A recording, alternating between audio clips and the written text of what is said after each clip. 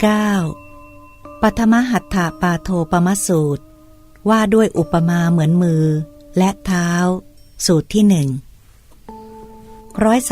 136ภิกษุทั้งหลายเมื่อมือทั้งสองมีอยู่การจับและการวางก็ปรากฏเมื่อเท้าทั้งสองมีอยู่การก้าวไปและการถอยกลับก็ปรากฏเมื่อข้อทั้งหลายมีอยู่การคู้เข้าและการเหยียดออกก็ปรากฏเมื่อท้องมีอยู่ความหิวความกระหายก็ปรากฏข้อนี้ก็ฉันนั้นเหมือนกันแม้เมื่อจักขุมีอยู่สุขและทุกข์ภายในจึงเกิดขึ้นเพราะจักขุสัมผัสเป็นปัจจัยเมื่อชิวหามีอยู่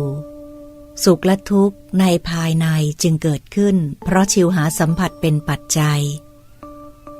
เมื่อมโนมีอยู่สุขและทุกข์ภายในจึงเกิดขึ้นเพราะมโนสัมผัสเป็นปัจจัยเมื่อมือทั้งสองไม่มีการจับและการวางก็ไม่ปรากฏเมื่อเท้าทั้งสองไม่มี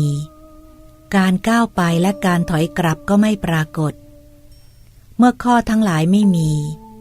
การคู้เข้าและการเหยียดออกก็ไม่ปรากฏเมื่อท้องไม่มี